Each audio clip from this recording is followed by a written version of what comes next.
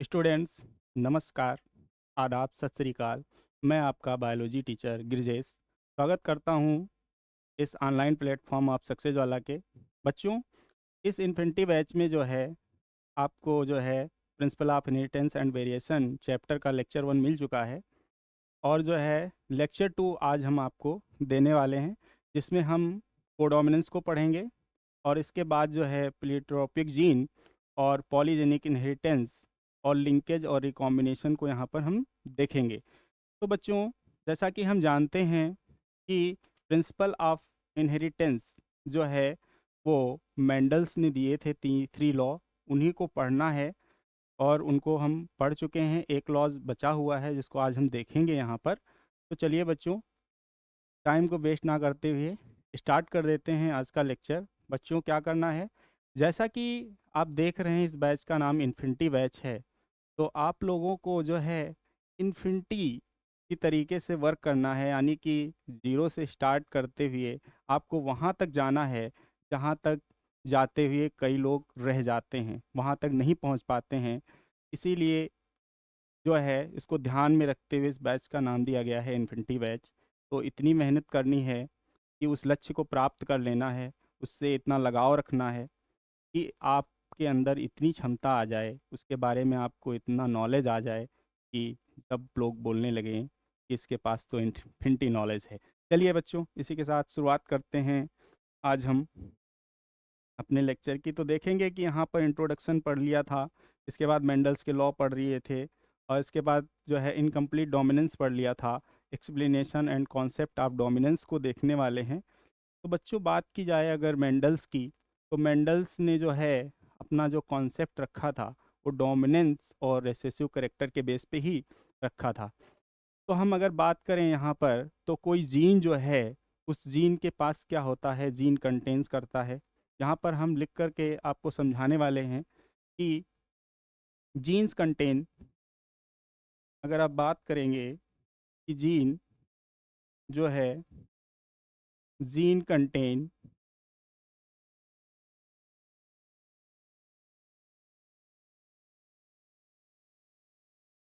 Gene के पास क्या होता है, जीन के पास होता है हेरिडिटी मटेरियल, यानी कि इनहेरिटेंस, और वो करेक्टर्स को एक्सप्रेस करता है नेक्स्ट जनरेशन में। तो वही चीज़ यहाँ पर लिखने वाले हैं, gene contain information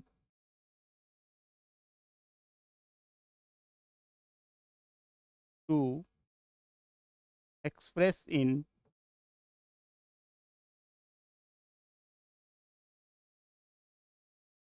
F1 generation बोलेंगे या फिर प्रोजनी बोलेंगे। क्या बोलेंगे? F1 जनरेशन, या फिर हम इसको प्रोजनी भी बोल सकते हैं। Gene contain information to express in F1 generation. Gene के पास वो इंफॉर्मेशन होती है। अब जीन के पास जो इंफॉर्मेशन होती है वो जीन के पास किस फॉर्म में होती है? In the form of allele. Allele के फॉर्म में इनके पास जो है वो क्या होती है? इंफॉर्मेशन। तो मेंडल्स ने बताया कि जब ये एलील हेट्रोजाइगस कंडीशन में होते हैं, तो हेट्रोजाइगस कंडीशन में जब होते हैं तो वहाँ पर एक एलील जो है वो करेक्टर्स को एक्सप्रेस करता है, प्रोड्यूस करता है, एंजाइम्स बनाता है, और दूसरा एक करेक्टर्स जो होता है वो जो है वो एक्सप्रेस नहीं कर पाता है, वो प्रोड्यूस नहीं कर पाता है सफिशिएंट अमाउंट में यहाँ पर इस चीज़ को, यानी कि एंजाइम्स नहीं बना पाता है। तो इन्होंने कहा कि if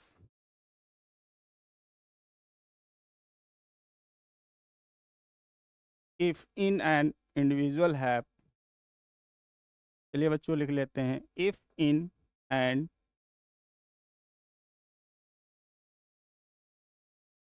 individual have two different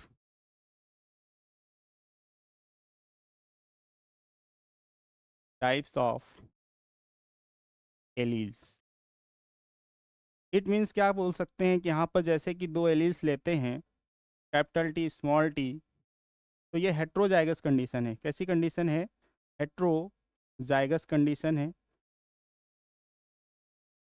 heterozygous condition.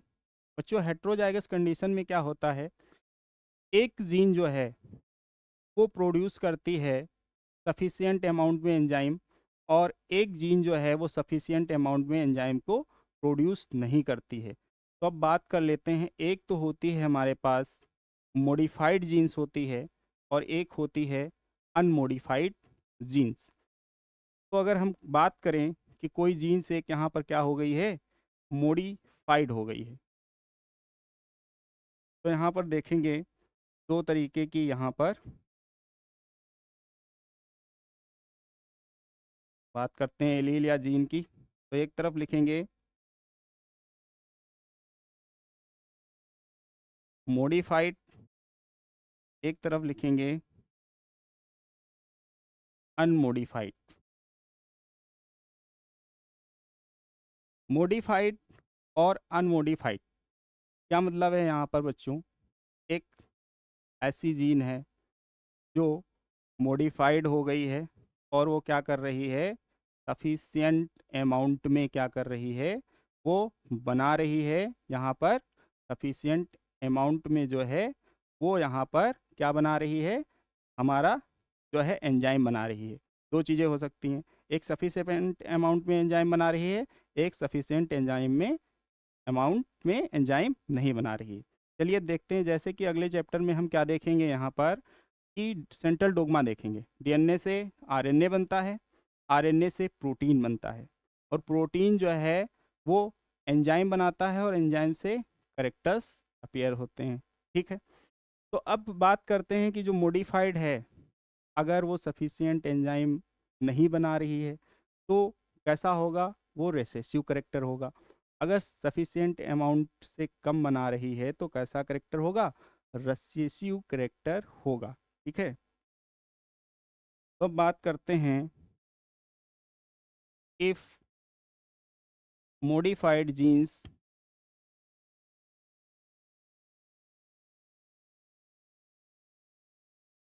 not produce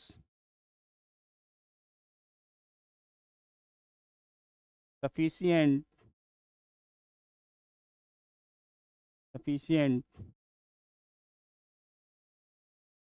amount of enzyme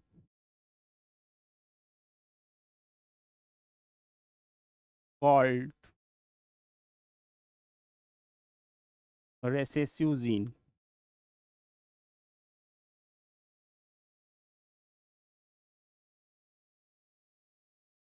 अगर अनमोडिफाइड जीन्स की बात करें तो मान लेते हैं ये कैपिटल टी है। कैपिटल टी जो है अनमोडिफाइड जीन्स है, ये सफिशिएंट अमाउंट में जो है क्या बनाता है, एंजाइम्स बनाता है। ठीक है, दे हैव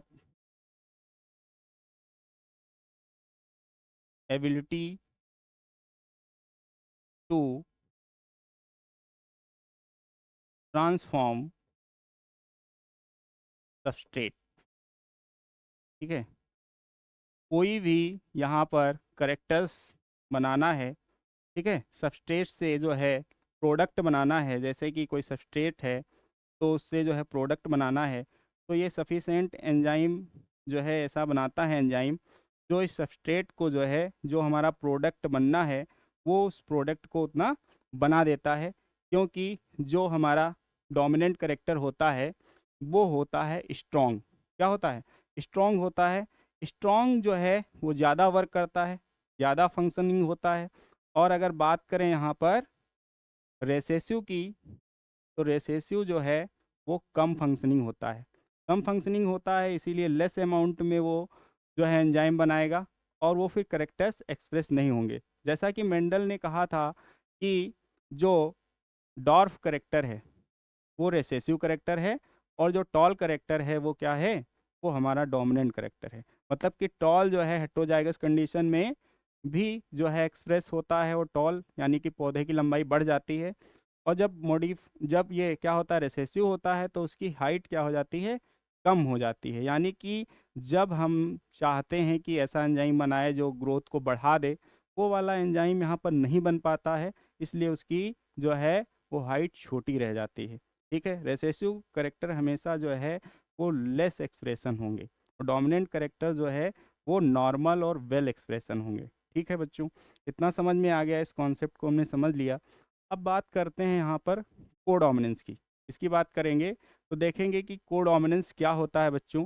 तो कोडोमिनेंस में ये कहा गया कि जैसे कि अगर हम चाहें तो जेनेटिक हम क्रॉस करा दें, यानी कि मेंडल्स के बाद में जो है यहाँ पर क्या किया गया था, जो है कॉर्ड कोरेंस ने जो है इनकम्प्लीट डोमिनेंस दिया था। आफ्टर जो है मेंडल की डिस्कवरी के बाद जो है ये कोडोमिनेंस आया, यानी कि मेंडल्स के लॉ को बार बार जो है यहाँ पर देखा जा रहा था। उनका जो जेनेटिक जो है एक्सपीरियंस था उसको यहाँ पर बार बार जो है एक्सपेरिमेंट के थ्रू देखा जा रहा था कि वो फॉलो कर रहा है या नहीं कर रहा है। तो यहाँ पर दो जो है पेरेंट्स को के बीच क्रॉस कराया गया, तो देखा गया कि जो प्रोजनी आ रहा है तो रिजेंबल्स टू बोथ पेरेंट्स से रिजेंबल था, यानी कि दोनों के करेक्टर्स इक्वली एक्सप्रेस हो रहे थे इन F1 जनरेशन। अगर इसका एग्जाम्पल लेंगे तो यहाँ पर एग्जाम्पल देखेंगे कि जो रोन कोट कलर है कैटल का वो एग्जाम्पल है, और एबीओ जो ब्लड ग्रुप है एबी ब्लड ग्रुप वो यहाँ पर एग्जाम्पल है। तो यानी कि यहाँ पर कोडोमिनेंस को समझ लेते हैं। तो जब लिखेंगे in this phenomenon,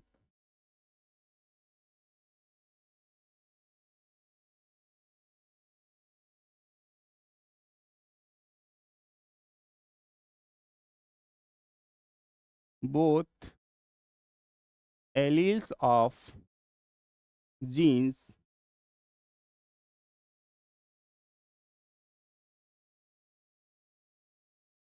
not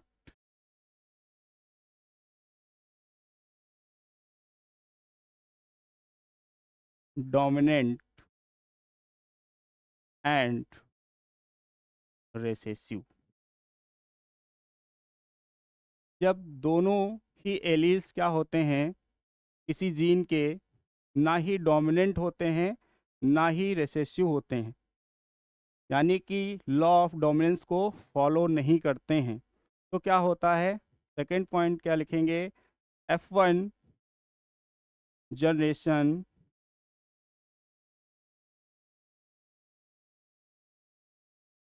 resembles to both parents. दोनों ही पेरेंट्स से क्या होता है, रिजेंबल करता है। एग्जाम्पल की बात करेंगे तो यहाँ पर एग्जाम्पल ले लेते हैं कोट कलर ऑफ कैटल। ठीक है, पहला जो है एग्जाम्पल यहाँ पर हम लोग ले रहे हैं कोट कलर ऑफ कैटल का ले रहे हैं, कोट कलर ऑफ कैटल। ठीक है, कैटल के कोट कलर की बात की गई है यहाँ पर। तो जो कैटल्स होते हैं यानी कि ग्रेजिंग एनिमल्स, अगर काऊ की बात कर लें तो जब हम क्रॉस कराते हैं, जैसे कि हम ले रहे हैं यहाँ पर वाइट काऊ है, ठीक है, उसको हम क्रॉस करा रहे हैं ब्राउन काऊ। ठीक है, ठीक है, या फिर यहाँ पर मेल और फीमेल बात करेंगे तो काऊ की जगह कर सकते हैं ऑक्स लिख सकते हैं यहाँ पर, या बुल लिख सकते हैं, कुछ भी लिख सकते हैं। चलिए यहाँ पर देखेंगे वाइट के लिए यहाँ पर क्या लिख लेते हैं, एलिस लिख लेते हैं, तो डब्लू, यहाँ पर ब्राउन के लिए वी लिख लेते हैं। अगर इनके बीच क्रॉस कराते हैं इनको मान लेते हैं क्या, पेरेंट्स। जैसा अभी तक करते आए थे वैसा ही करते आएंगे। अब इनके गैमीट निकालेंगे तो कैसे गैमीट निकलेंगे, डब्लू निकलेगा यहाँ से वी निकलेगा। अगर इनके बीच हम क्रॉस करा देते हैं तो देखेंगे बच्चों की क्या कॉम्बिनेशन आने वाला है। तो ये F1 जनरेशन आने वाली है V और W, ये जो है F1 जनरेशन है। अब इस F1 जनरेशन में देखेंगे तो ये जो है ये कैसा है, ये दोनों से रिजेंबल कर रहा है, यानी कि ऐसा प्रोजनी यहाँ पर आएगा जिसका जो कोट कलर है, स्किन का कलर है, उसमें क्या है, उसमें जो है बैक साइड जो है वो वाइट कलर का है और उस पर पैचेज कैसे हैं, ब्राउन कलर के हैं। अगर हम आपको बताना चाहें, अगर ये कोट कलर ले लें यहाँ पे, तो अगर हम बात करेंगे कि ये जो बैकग्राउंड है इसको मान लेते हैं वाइट है, तो यहाँ पर जो पैचेज देखेंगे तो पैचेज जो है वो ब्राउन कलर के हैं। किस कलर के हैं, ब्राउन, ऐसे पैचेज हैं। यानी कि दो कॉम्बिनेशन देखने को मिलते हैं, कहीं कहीं पे ब्राउन कलर के पैचेज देखेंगे और बाकी वाइट होगा, ऐसे। यानी कि दो कलर जो है दोनों ही शो कर रहे हैं, यानी कि मेल और फीमेल। यहाँ पर बच्चों ध्यान देंगे, एक को मेल बनाना है और एक को यहाँ पर फीमेल करना है, तभी क्रॉस करना है। तो यहाँ पर मेल के लिए ये सिंबल, ये वाला सिंबल है, और फीमेल के लिए ये वाला सिंबल है। ठीक है बच्चों, तो यानी कि दोनों ही करेक्टर्स F1 जनरेशन में अपीयर होते हैं। अब आगे चलेंगे तो इसकी F2 जनरेशन देखेंगे। क्या देखेंगे, F2 जनरेशन देखेंगे। उसको हम बनाएंगे पुन्नेट स्क्वायर चार्ट में बनाएंगे, पुन्नेट स्क्वायर चार्ट से समझेंगे।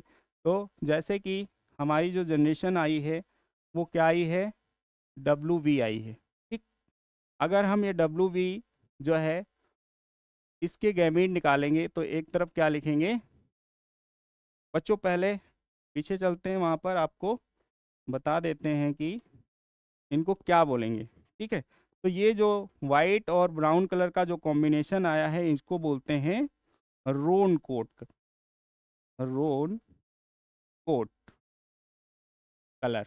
ठीक है, रोन कोट कलर है। ठीक, कैसा है, रोन, दोनों का कलर एक में मिल जाता है तो उसको रोन बोलते हैं। क्या बोलते हैं, रोन बोलते हैं। रोन कोट कलर आप कैटल हो गया। चलिए नेक्स्ट जो है हम यहाँ पर जाते हैं। अब इसमें क्या करते हैं, एक साइड जो है क्या करेंगे, मेल लेंगे और एक साइड यहाँ पर फीमेल लेंगे। दोनों के बीच यहाँ पर सेल्फिंग करानी रहती है, जैसा कि हम लोग पहले कराते आए हैं। यहाँ पर क्या कराएंगे, सेल्फिंग कराएंगे। वहाँ पर हम क्रॉस जो है कराते हैं, यहाँ पर सेल्फिंग कराते हैं, F1 प्रोजनी के बीच क्रॉस करा देते हैं। तो एक साइड लेंगे हम WV रोन कोट कलर जो है मेल ले लेंगे, और यहाँ पर रोन कोट कलर जो है वो फीमेल ले लेंगे। ठीक है, ये हमारे हो गए पेरेंट्स। क्या हो गए, पेरेंट्स हो गए। अब इनके अगर गैमीट निकालेंगे तो क्या गैमीट निकलेंगे, एक W निकलेगा और एक V निकलेगा। दो हमारे यहाँ पर गैमीट निकलेंगे। ठीक है, गैमीट निकल गए। अब इधर क्या लिखना है बच्चों, यहाँ पर गैमीट लिखना है। क्या लिखना है, गैमीट।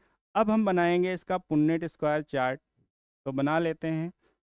सभी को बनाना आता है बच्चों, नहीं आता है तो आप सीख लेंगे। जैसे कि दो डिफरेंट हेट्रोजाइगस हैं तो 2 की पावर n से निकाल लेंगे तो 2 टू जा। ठीक है, एक ही हेट्रोजाइगस कंडीशन, यहाँ पर दो गैमीट निकल करके आने वाले हैं। चलिए ठीक है, एक साइड मेल और एक साइड फीमेल के लिए, तो इधर लिखेंगे मेल और यहाँ पर क्या लिखेंगे, फीमेल। क्योंकि दोनों सेम टाइप के गैमीट्स हैं, कोई दिक्कत नहीं आने वाली है। WV किधर भी रख लें। चलिए, अब अगर क्रॉस कराएंगे तो बच्चों क्या देखेंगे यहाँ पर, तो देखेंगे यहाँ पर WW, यहाँ पर कंडीशन आएगी WV, यहाँ पर क्या कंडीशन आएगी WV, और यहाँ पर कंडीशन आएगी VV। तो जैसा कि प्रीवियस में देखा गया था कि इसका कलर कैसा है, तो इसका कलर है ब्राउन। कैसा है, ब्राउन कोट कलर है। इसका देखेंगे तो इसका रोन है, इसका भी रोन है, और इसका देखेंगे तो वाइट है। तो अब कॉम्बिनेशन यहाँ पर ये कैसी जनरेशन है हमारी, तो ये है F2 जनरेशन। कैसी जनरेशन है बच्चों, F2 जनरेशन है। तो F2 जनरेशन का ही कोडोमिनेंस का यहाँ पर हमें क्या बताना रहता है, यहाँ पर बताना रहता है जीनोटिपिक रेशियो और फिनोटिपिक रेशियो। ठीक है बच्चों, चलिए यहाँ पर अब लिखेंगे जीनोटिपिक रेशियो और फिनोटिपिक रेशियो। तो बताया गया था कि जीनोटिपिक रेशियो को हम GR से लिखेंगे, ज़्यादा टाइम नहीं वेस्ट करेंगे, और फिनोटिपिक रेशियो को PR लिखेंगे। यानी कि यहाँ पर देख करके जो फिजिकल अपीयरेंस है उसको बताना है यहाँ पर। तो जेनेटिक रेशियो यहाँ पर कैसा आता है, तो देखेंगे WVV आपको बताने हैं कितने हैं, और इसके बाद रेशियो है WV का, और फिर रेशियो है VV का। तो यहाँ पर देखेंगे क्या रेशियो है, WV के 2 हैं और W का सिंगल है। यहाँ पर रेशियो 2 है और यहाँ पर रेशियो 1 है। चलिए अगर बात करें यहाँ पर तो हम पहले लिखेंगे वाइट कितने हैं, फिजिकल अपीयरेंस देख करके बता सकते हैं, फिर रोन कितने हैं, और रोन के बाद जो है ब्राउन कितने हैं। चलिए बच्चों बताइए। तो देखेंगे वाइट सिंगल है, रोन 2 है, और ब्राउन कितना है 1। तो यहाँ पर कहेंगे genotypic and phenotypic ratio are same. F2 generation में यहाँ पर कोडोमिनेंस लॉ में जो है जीनोटिपिक रेशियो और फिनोटिपिक रेशियो सेम होता है, और कोडोमिनेंस में जो है F1 प्रोजनी जो है क्या करती है, कंटेन करती है, दोनों के करेक्टर्स में आ जाते हैं। दोनों पेरेंट्स के करेक्टर्स जो है F1 जनरेशन में होते हैं। ठीक है। तो अब बात करेंगे कि यहाँ पर जो डोमिनेंस लॉ है वो रेशियो जो है फिनोटिपिक रेशियो यहाँ पर चेंज हो गया है, जीनोटिपिक रेशियो तो सेम है। ठीक है। अब बात कर लेते हैं, यहाँ पर कोडोमिनेंस को समझ गए हैं। अगर बात करेंगे दूसरे एग्जाम्पल की, तो एक एग्जाम्पल है A B blood group. A B blood group को जो है हम लोग कहाँ पर देखेंगे, तो इसके आगे मल्टीपल एलिलिज्म में देख लेंगे, तो वो भी यहाँ पर बिल्कुल ही फिट होता है। तो आप चाहे तो ए बी ब्लड ग्रुप का एग्जाम्पल यहाँ पर दे सकते हैं, और या फिर चाहे तो आपको ये रोन कोट कलर आप कैटल का एग्जाम्पल दे सकते हैं। चलिए अब बात करते हैं यहाँ पर pleiotropy.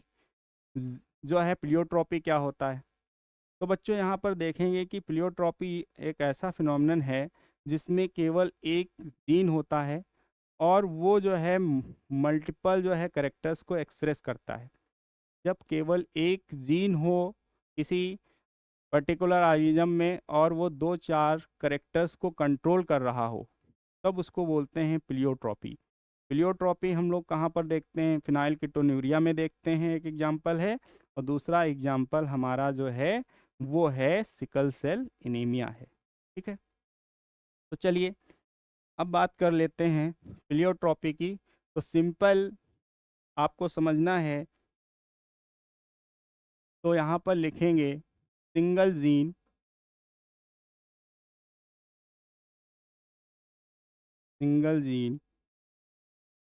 Express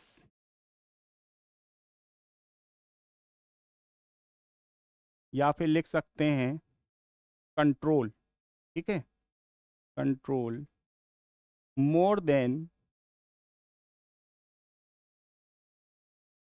2 characters, more than 2 characters. एक करेक्टर से ज़्यादा करेक्टर्स को यहाँ पर क्या करता है, ये एक्सप्रेस करता है। जैसे कि यहाँ पर एग्जाम्पल्स की बात कर लें अगर, तो एग्जाम्पल में हम क्या देखेंगे, एग्जाम्पल है यहाँ पर फिनाइल कीटोन्यूरिया एग्जाम्पल है, और दूसरा एग्जाम्पल है यहाँ पर sickle cell anaemia, sickle cell anaemia. ठीक है। दो एग्जाम्पल देखने को मिलते हैं। अब बात करें कि यहाँ पर एक जीन है, ठीक, फिनाइल कीटोन्यूरिया की बात कर लेते हैं। तो यहाँ पर फर्स्ट वाला एग्जाम्पल लेते हैं फिनाइल कीटोन्यूरिया, इसी को समझते हैं। तो इसको देखेंगे कि फिनाइल कीटोन्यूरिया एक जीन होता है जो PAH जीन होता है। ठीक। इसके लिए एक जीन है, जीन जिसको बोलते हैं PAH शॉर्ट फॉर्म में। इसका फुल फॉर्म है फिनाइल एलानिन हाइड्रोक्सीलेज, हाइड्रोक्सीलेज। ये क्या करता है, ये टायरोसिन के जो टायरोसिन बनता है, ठीक, टायरोसिन को जो है वो कंट्रोल करता है। ठीक। तो क्या है, एक अमीनो एसिड है,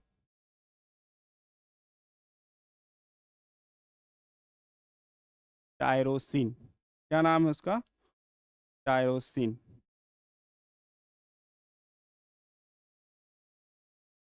इसको जो है ये कंट्रोल करता है, क्या करता है, कंट्रोल।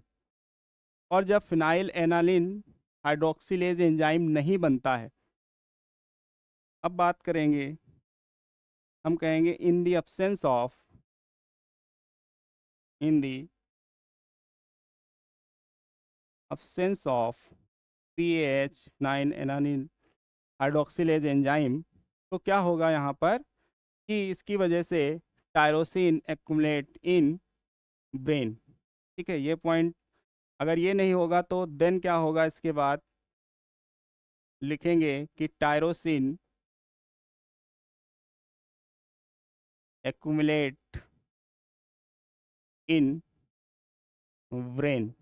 ठीक है, ब्रेन में एक्युमुलेट हो जाएगा बच्चों। देखो यहाँ पर क्या हुआ, टायरोसिन को कंट्रोल रेगुलेट करने वाला एंजाइम नहीं है, तो यहाँ पर क्या होता है, टायरोसिन जो है एक्युमुलेट हो जाता है, ब्रेन के अंदर इकट्ठा हो जाता है। अब जब ब्रेन के अंदर ये एक्युमुलेट हो जाएगा तो इससे कई जो है एक्सप्रेशन आने वाले हैं। जैसे कि अगर बात करें करेक्टर्स की, तो मल्टीपल करेक्टर्स क्या आने वाले हैं इसके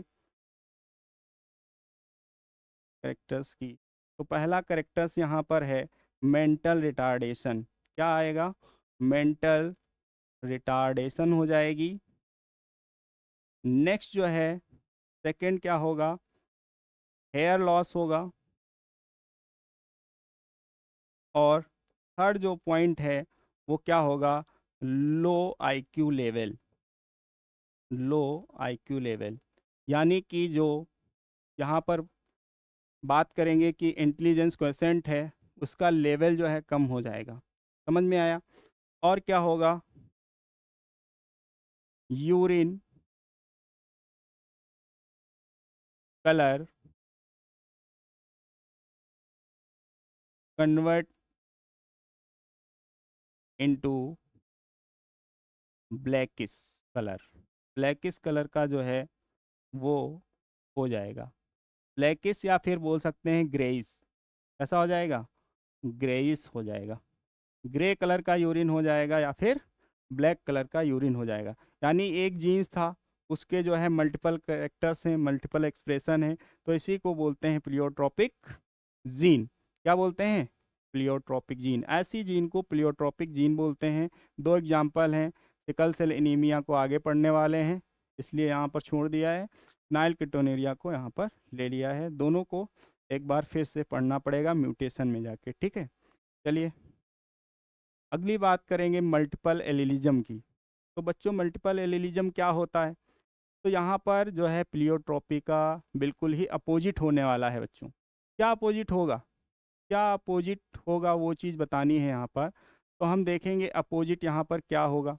तो अपोजिट होगा ये कि यहाँ पर दो एलील हैं, मल्टीपल एलिलिज्म लिखा हुआ है, तो इट मीन्स कि यहाँ पर दो एलील्स हैं। कितने एलील्स हैं, दो एलील्स हैं, और वो जो है एक ही करेक्टर्स को कंट्रोल कर रहे हैं।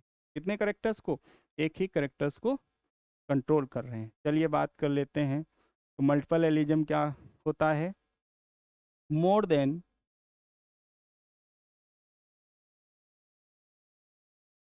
To allies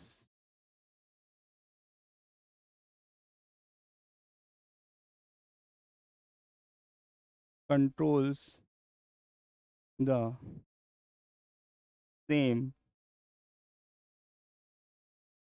same character. एक ही करेक्टर को जो है मोर देन टू एलीज वो कंट्रोल करने वाले हैं बच्चों। इसी को मल्टीपल एलिज्म कहते हैं। क्या कहते हैं, मल्टीपल एलिज्म। एग्जाम्पल्स ले लेते हैं यहाँ पर। चलिए बात करते हैं एग्जाम्पल्स की। तो इसका जो एग्जाम्पल है, जैसे कि कोडोमिनेंस में हमने छोड़ दिया था ए बी ब्लड ग्रुप, तो यहाँ पर A B blood group example है। क्या है, ए बी ब्लड ग्रुप इसका एग्जाम्पल है। ये एग्जाम्पल लेते हैं। तो बच्चों क्या होता है कि जो आरबीसीज होती हैं, आरबीसीज की जो प्लाज्मा मेम्ब्रेन है, बात करते हैं अगर ये मान लें क्या है आरबीसीज, तो आरबीसीज की जो प्लाज्मा मेम्ब्रेन है उस पर एक शुगर होता है। क्या होता है, शुगर। इस शुगर्स को बनाने वाला, कंट्रोल करने वाला एक जीन है, जिस जीन का क्या है, वो जीन है आई। क्या है, आई जीन है। अब ये आई जीन जो है वो उसके थ्री एलील्स हैं। इस आई जीन के जो है वो थ्री एलील्स हैं, उनको देखेंगे तो एक हमारा है आई ए एक बात करेंगे तो IV है और एक है I। तो बात करेंगे इन दोनों की तो ये दोनों हैं डोमिनेंट, और अगर इसकी बात करेंगे तो ये है हमारा रेसेसिव। क्या है? रेसेसिव। इस तरीके से हमारे पास जो पहले ब्लड ग्रुप थे, कार्ल एंड स्टीनर ने जो डिस्कवर किए थे, इस बेस पर हमारे पास जो ब्लड ग्रुप थे वो ब्लड ग्रुप थे 3 ब्लड ग्रुप। कितने ब्लड ग्रुप थे? 3 ब्लड ग्रुप थे। ब्लड ग्रुप, 3 ब्लड ग्रुप थे। एक हमारे पास ए ब्लड ग्रुप था, दूसरा बी था और तीसरा ओ ब्लड ग्रुप था। अगर हम बात करें यहाँ पर ए ब्लड ग्रुप के लिए कौन कौन से यहाँ पर एलील्स होंगे, तो ए ब्लड के ग्रुप के लिए आई ए ये कंडीशन हो सकती थी, या फिर ये कंडीशन है IA और, रुक जाइए एक मिनट, बात करेंगे स्मॉल आई। इस कंडीशन में कौन सा ब्लड ग्रुप बनता है? तो इस कंडीशन में बनता है ए ब्लड ग्रुप। कौन सा ब्लड ग्रुप? ए ब्लड ग्रुप। अगर बात करें हम यहाँ पर, ये फर्स्ट कंडीशन थी, यहाँ पर कैसी कंडीशन थी? फर्स्ट। अगर सेकंड की बात करें, अगर हमें बी ब्लड ग्रुप जानना है, कौन सा ब्लड ग्रुप? ये BG ब्लड ग्रुप है, ठीक है। अगर बात करेंगे IV तो ये डोमिनेंट कंडीशन है। अगर हेट्रोजाइगस कंडीशन की बात करेंगे तो इस वाली कंडीशन में भी बी ब्लड ग्रुप है, ठीक है, बी ब्लड ग्रुप। और बात करें यहाँ पर अगर थर्ड कंडीशन की, तो रेसेसिव कंडीशन में क्या होगा? ओ ब्लड ग्रुप होगा, वो ब्लड ग्रुप। तो ये जो है ये डोमिनेंट क्यों बोला गया? क्योंकि इसके पास हेट्रोजाइगस कंडीशन है IV और I, लेकिन जब ब्लड ग्रुप बनता है प्रोजनी में तो ये कैसा ब्लड ग्रुप होता है? बी ब्लड ग्रुप होता है। यानी कि ये डोमिनेंट है, ये एक्सप्रेस करता है करेक्टर्स को, और स्मॉल आई नहीं एक्सप्रेस करता है। ऐसे ही यहाँ पर देखेंगे IA में ए ब्लड ग्रुप एक्सप्रेस करता है और I नहीं एक्सप्रेस करता है। इन जो है हमेशा जो है होमोजाइगस रेसेसिव कंडीशन में जो है रेसेसिव करेक्टर्स वो जो है एक्सप्रेस होता है, यहाँ पर ओ ब्लड ग्रुप है। तो बच्चों अब इसको कैसे समझेंगे कि, तो यहाँ पर 3 ब्लड ग्रुप जो हैं वो कार्ल एंड स्टीनर ने डिस्कवर किए थे। बाद में जब AB ब्लड ग्रुप डिस्कवर किया गया तो बोला गया कि जो बोथ प्रोजनी हैं, दोनों प्रोजनी हैं, उनके जो है एलील्स मिलके बनाते हैं AB ब्लड ग्रुप, ठीक है। तो दो टाइप्स की जो है एलील्स मिलके जो है सेम टाइप की शुगर बनाती हैं RBC के प्लाज्मा मेम्ब्रेन पर, और वो बनाते हैं ब्लड ग्रुप AB। क्या बनाते हैं? AB blood group. इसको अब समझ लेते हैं यहाँ पर बच्चों। जैसे कि हमारे पास 3 एलील्स दिए हुए हैं, पुन्नेट स्क्वायर चार्ट से यहाँ पर समझेंगे तो बच्चों बना लेते हैं। एक साइड क्या लिखेंगे? जैसे कि पेरेंट 1 के एलील हैं और एक साइड हैं पेरेंट 2 के एलील, ठीक। चलिए बात कर लेते हैं यहाँ पर बच्चों, और बना लेते हैं, ये छोटा हो जाएगा, कोई बात नहीं है। इसको यहाँ पर एक साइड क्या करेंगे? एक साइड मेल और एक साइड फीमेल। चलिए तीनों एलील्स को यहाँ पर रख के क्रॉस करना है। तो यहाँ पर IA लिखेंगे, फिर IV लिखेंगे और यहाँ पर स्मॉल I। यहाँ पर ऐसे ही IA, IV और स्मॉल I, ठीक है। बात करते हैं यहाँ पर स्मॉल I। क्रॉस करिए बच्चों, क्रॉस कर लेते हैं। यहाँ पे देखते हैं क्या आने वाला है। तो यहाँ पर IA आने वाला है, यहाँ पर IV आएगा, यहाँ पर क्या आएगा? IA और स्मॉल I आएगा। यहाँ पर बात करेंगे तो क्या आएगा? यहाँ पर एक मिनट, क्या आएगा? यहाँ पर AB आने वाला है, ठीक है बच्चों। ध्यान से क्रॉस करिएगा यहाँ पर। तो देखेंगे यहाँ पर क्या कंडीशन आएगी?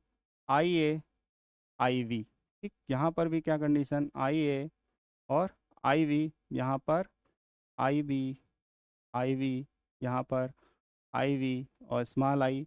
यहाँ पर देखेंगे IA स्मॉल I, यहाँ पर IV और स्मॉल I, यहाँ पर स्मॉल I, ठीक है बच्चों। तो देखा यहाँ पर जो ब्लड ग्रुप है वो कैसा ब्लड ग्रुप है? तो वो देखेंगे A ब्लड ग्रुप है, ठीक है।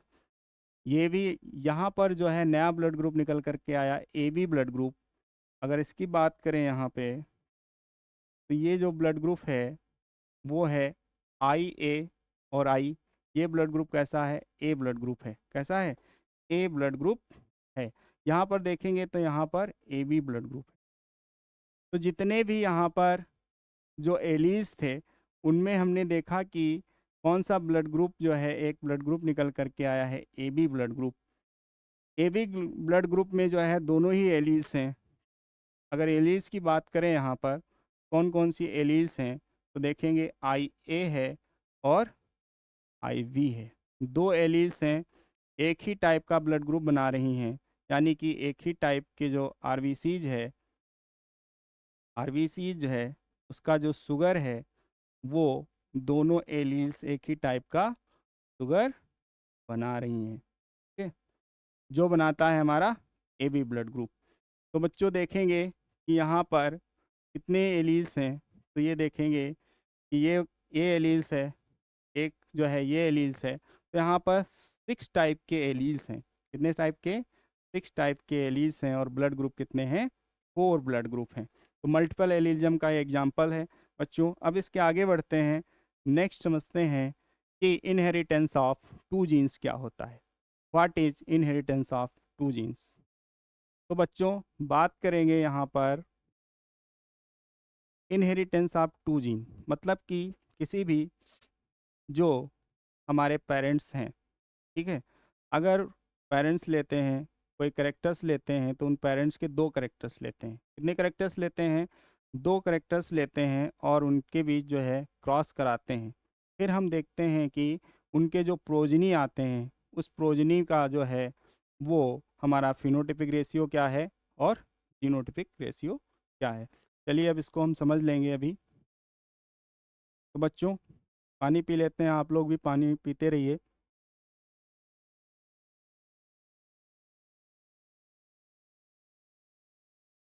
हमेशा ही पढ़ते हुए अपने साथ पानी की बोतल रखेंगे, क्योंकि पानी पीने से आपको नींद भी नहीं आने वाली है और आपके पास एनर्जी भी बनी रहेगी। चलिए समझ लेते हैं इनहेरिटेंस ऑफ टू जीन्स क्या है। तो बात करेंगे when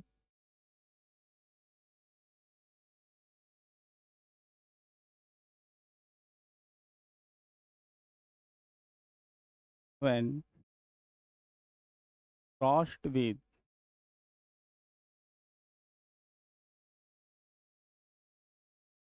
to pair two pairs traits of a two pairs genes is called inheritance of two gene. Inheritance of two gene। बात करते हैं कि जब क्रॉस कराते हैं हम किसी 2 करेक्टर्स को लेकर, 2 पेयर जीन्स के, तो उसको बोलते हैं इनहेरिटेंस ऑफ टू जीन्स। जैसे कि अगर एग्जांपल ले लें यहाँ पर, तो एग्जांपल में यहाँ पर अब ऐसे क्रॉस को बोलते क्या हैं? इस क्रॉस को बोलते हैं डाई हाइब्रिड क्रॉस भी बोला जाता है। Also also called as dihybrid cross. अगर ऐसा लिख कर आता है तब भी बच्चों यही लिखना है, डाई हाइब्रिड क्रॉस। ऐसा भी बोल सकते हैं कि in this type of cross two parents two parents pair of genes are involve is called dihybrid cross. यानी कि 2 पेयर जीन्स अगर इन्वॉल्व हो जाएंगी तब भी क्या बोलेंगे? डाई हाइब्रिड क्रॉस बोलेंगे।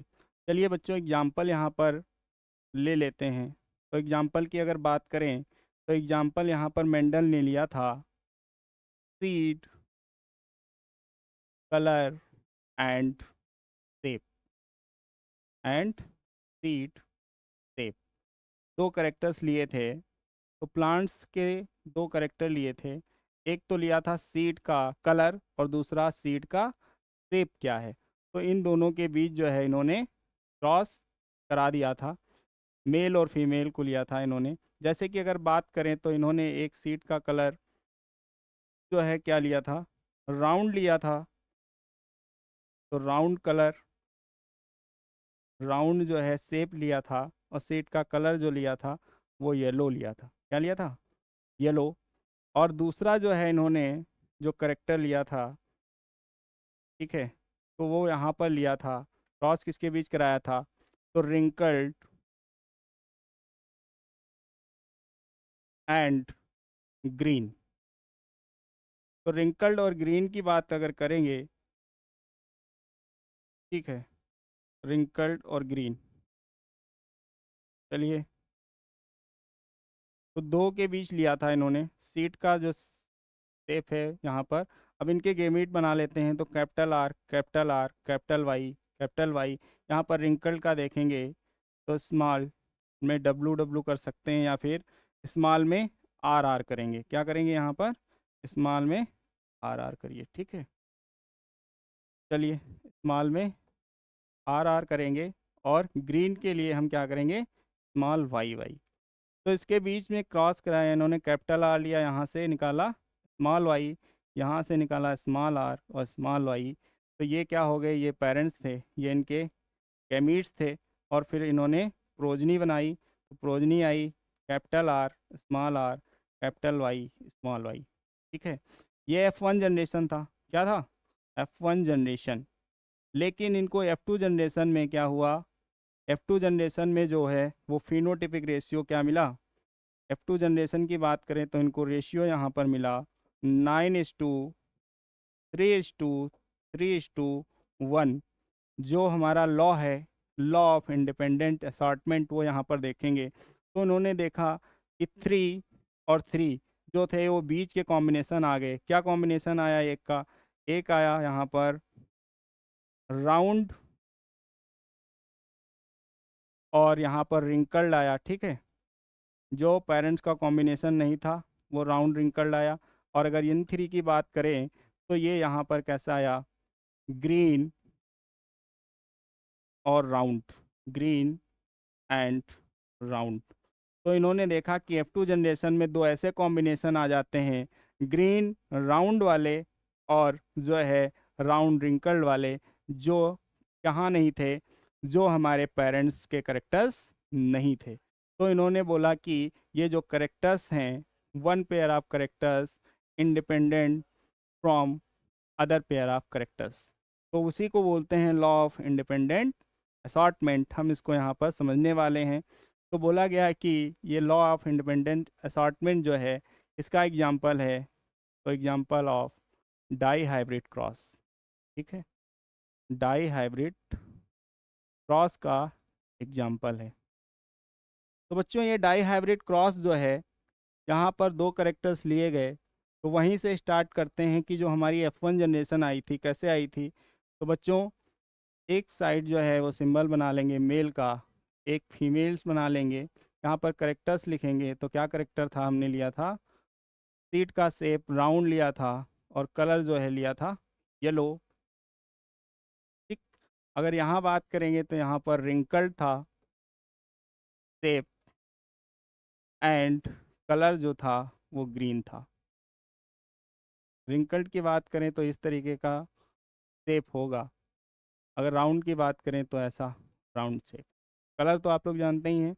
अब बात कर लेते हैं यहाँ पर capital R capital R capital Y Y, ठीक है। यहाँ पर बात करेंगे तो small r small r small y y. इनके बीच जो क्रॉस कराया गया था, तो पेरेंट्स F1 जनरेशन में पिछला हम देख चुके हैं कि क्या आए हैं, R capital Y small y. ये हमारी F1 जनरेशन थी। कौन सी जनरेशन, F1 जनरेशन। अब इस F1 जनरेशन में सेल्फिंग कराएंगे, और फिर वो फिनोटिपिक रेशियो देखेंगे जो आया था 9:3:3:1। तो वो कैसे आता है वो यहाँ पर बिल्कुल आपको समझ में आने वाला है। बस क्या करना है, इनके गैमीट निकालने हैं। तो गैमीट निकालेंगे तो बच्चों क्या करते हैं, यहाँ पर एक साइड जो है मेल और फीमेल, यहाँ पर चलिए एक side capital R small r रखेंगे और एक साइड क्या रखेंगे, सेम सेल्फिंग करानी है, ये रखेंगे स्मॉल वाई। तो यहाँ पर देखेंगे अगर हम सेल्फिंग कराते हैं तो कौन कौन से गैमीट निकल कर के आते हैं। तो एक गैमीट ये निकल कर के आएगा कैपिटल आर स्मॉल वाई, इसका इससे कराना है, फिर इसका जो है इससे कराना है,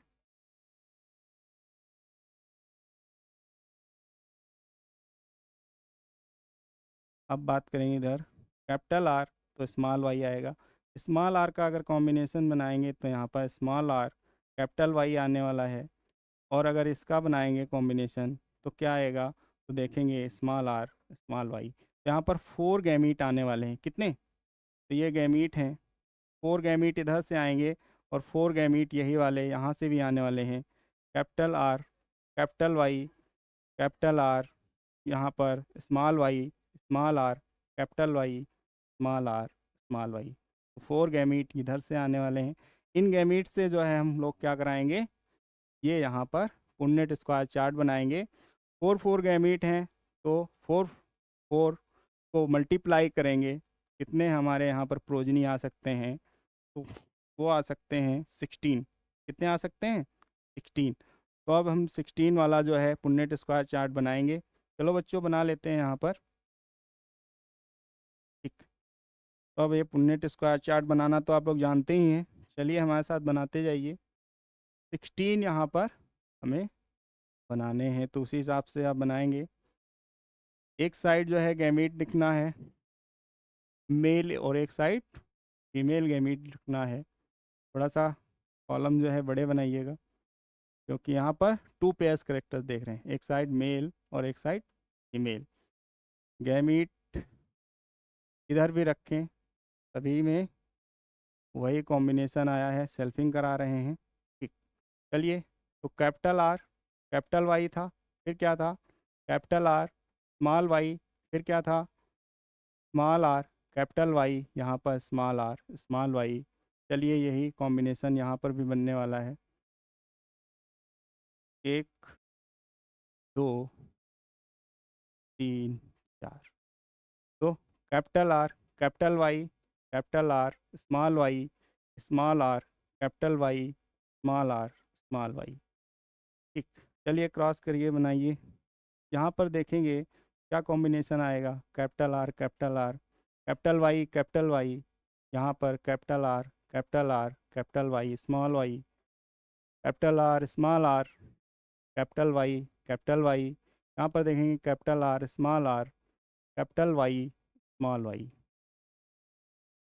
कैपिटल वाई स्मॉल वाई, यहाँ पर देखेंगे तो कैपिटल आर स्मॉल वाई, यहाँ पर देखेंगे कैपिटल वाई स्मॉल वाई, यहाँ पर देखेंगे आर स्मॉल वाई। नेक्स्ट इसमें देखेंगे तो आर कैपिटल वाई। नेक्स्ट देखेंगे तो small r capital Y, capital को पहले लिखना है बच्चों, यहाँ पर स्मॉल आर कैपिटल वाई, ठीक। यहाँ पर देखेंगे तो स्मॉल आर कैपिटल वाई, यहाँ पर बच्चों कैपिटल वाई आने वाला है।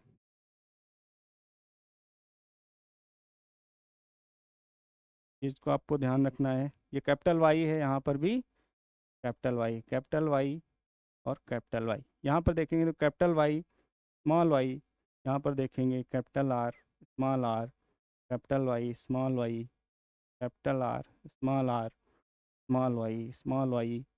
यहाँ पर देखेंगे तो स्मॉल आर कैपिटल वाई, यहाँ पर देखेंगे स्मॉल वाई।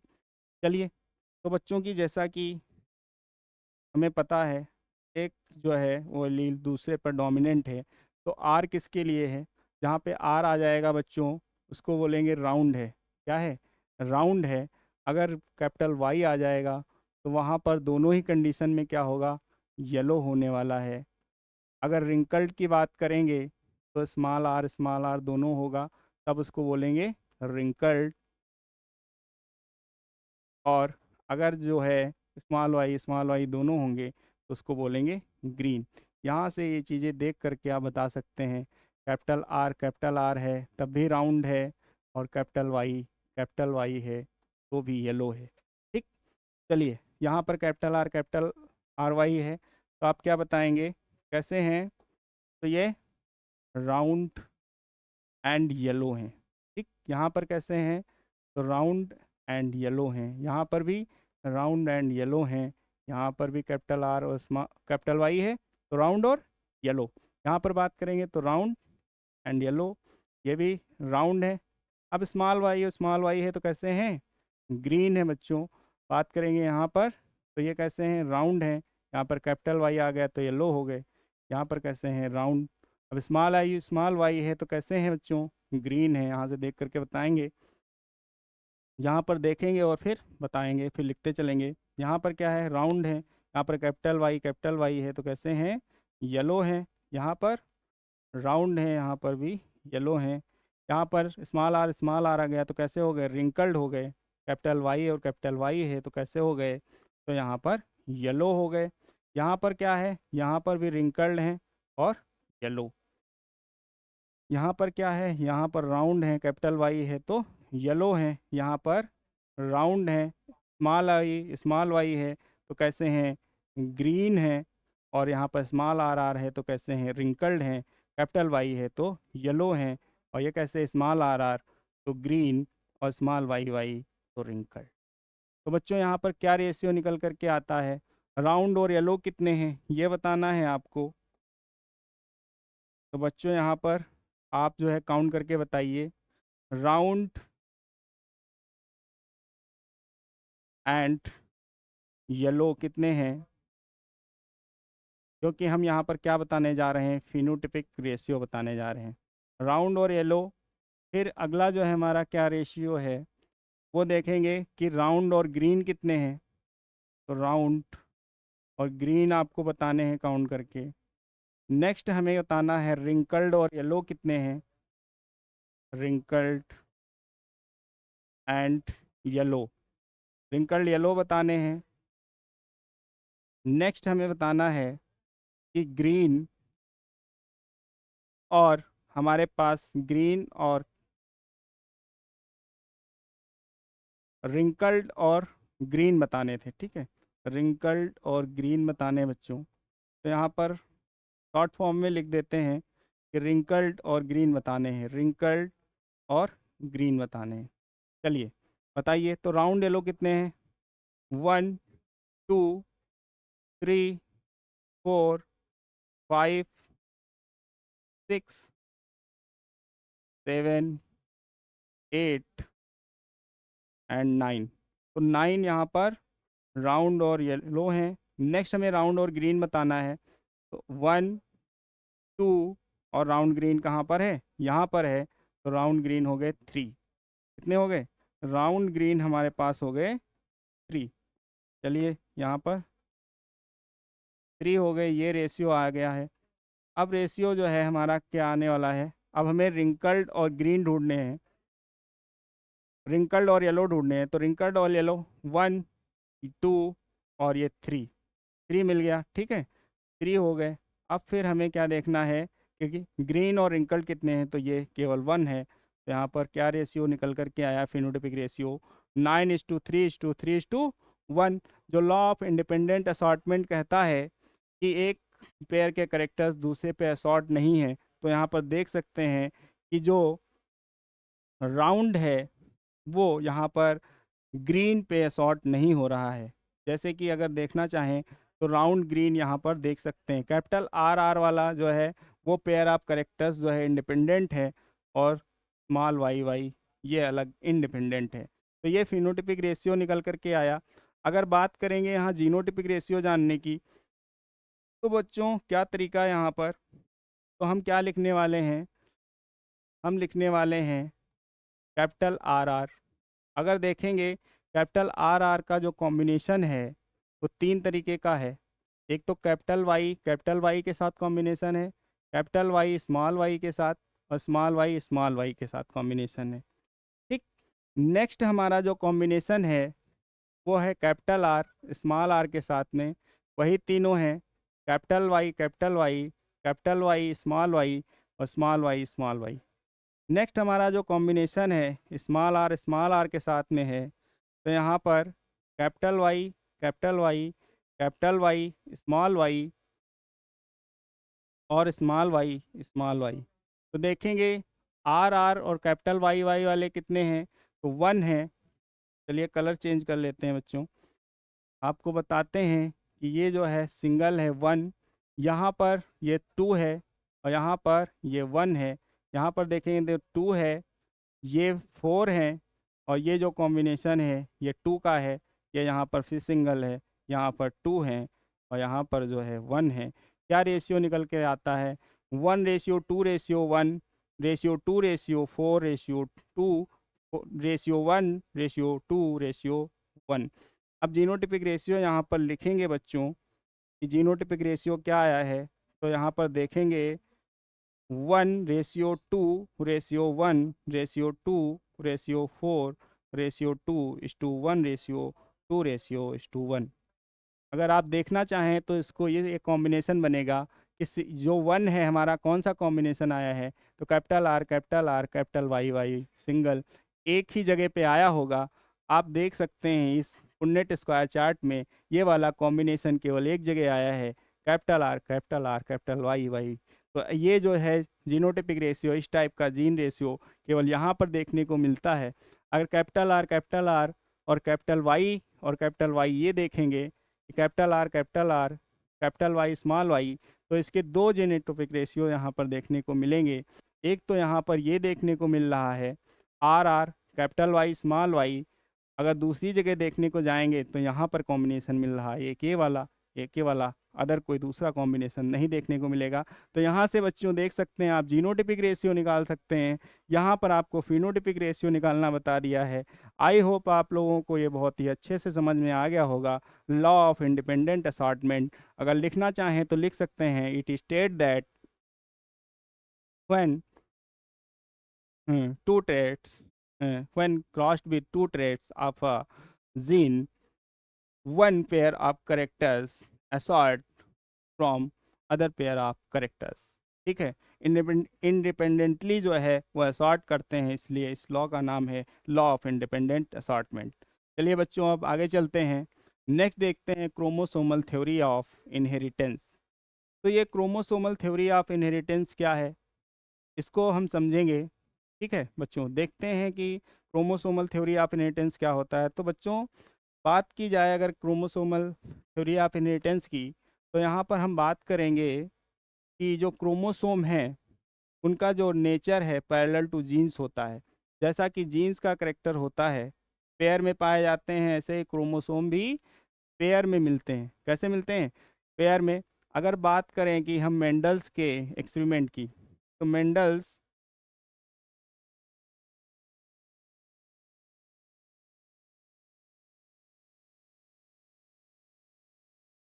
published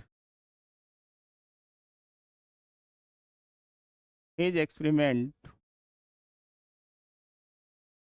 कब इन्होंने पब्लिश किए थे, इन 1865। तो 1865 में इन्होंने अपने जो है लॉज दिए थे, पब्लिश किए थे, लेकिन ये कब डिस्कवर्ड हुए, इन 1900। तो मेंडल्स लॉ रिकॉग्नाइज्ड कह सकते हैं इन 1900 में रिकॉग्नाइज किए गए। और जो क्रोमोसोमल थ्योरी है वो कब दी गई, तो chromosomal theory given by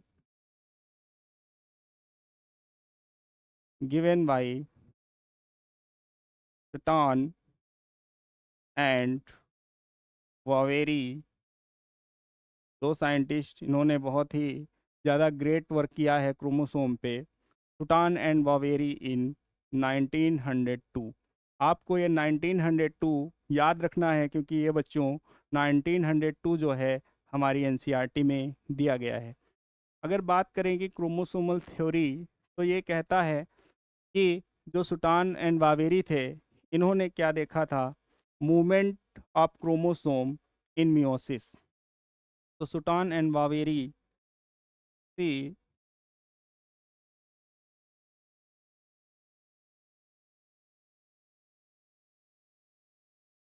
saw the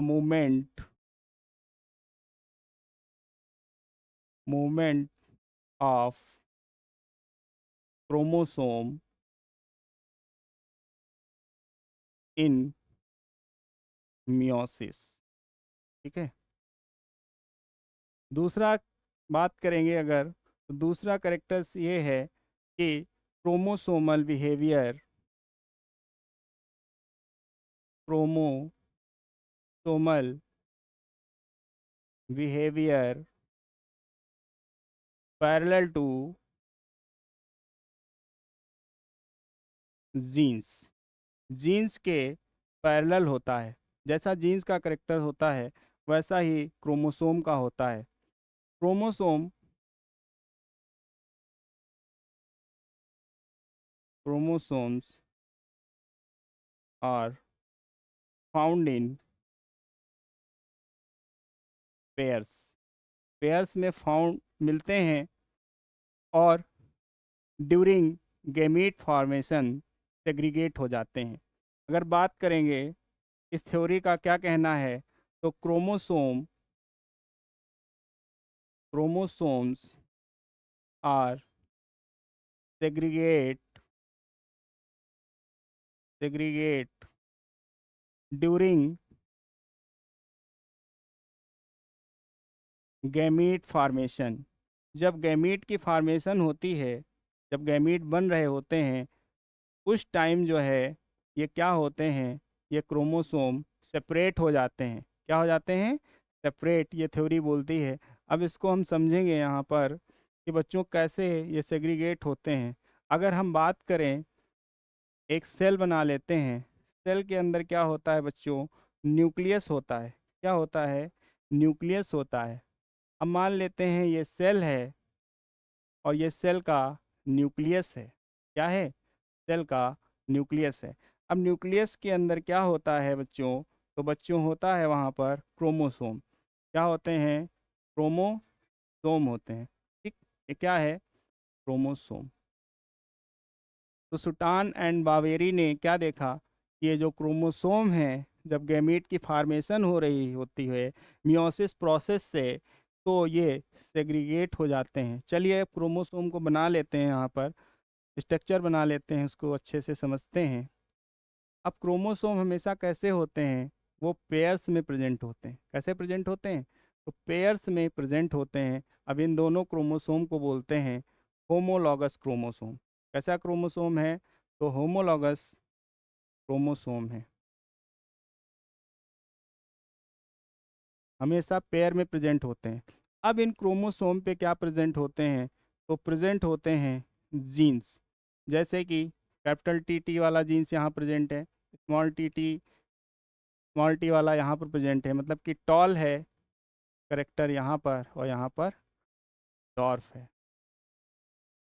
ऐसे ही यहाँ पर भी होगा, यहाँ पर करेक्टर्स जो है वो डॉर्फ का है, और यहाँ पर क्या है, वो टॉल का प्रेजेंट है।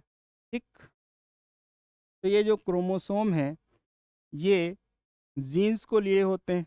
ठीक है, क्रोमोसोम के ऊपर जीन्स होते हैं। जब ये सेग्रीगेट होते हैं तो इनके साथ साथ में जो है वो यहाँ पर जीन्स सेग्रीगेट हो जाते हैं। अब इसी थ्योरी को जो है, मियोसिस को जो है किसने देखा था? सुटान एंड बाबेरी ने देखा था। तो मियोसिस में आप जानते हैं कितनी फेज होती हैं? जीवन होती है। यहाँ पर जो एनसीईआरटी में डायग्राम दिया है उसको बच्चों देखेंगे, जीवन फेज है, जी2 फेज है, और इसके बाद जो है एना फेज है, यानी कि मियोसिस दिखाया गया है, मियोसिस फर्स्ट दिखाया गया और फिर सेल बनाई गई है। चलिए हम बात कर लेते हैं यहाँ पर कि अगर सेल देखें, एक सेल है यहाँ पर, कैसे जो है क्रोमोसोम सेग्रीगेट होते हैं।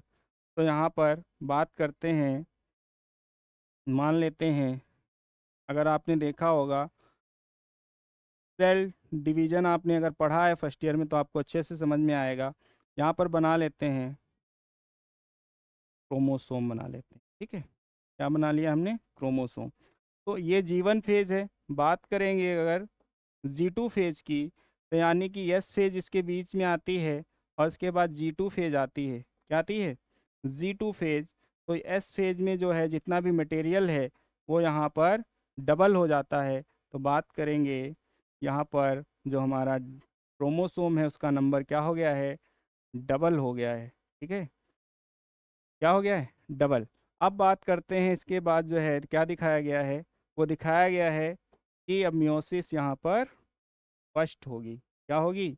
मियोसिस फर्स्ट होगी। यहाँ पर लिख लेते हैं मियोसिस फर्स्ट। तो मियोसिस फर्स्ट में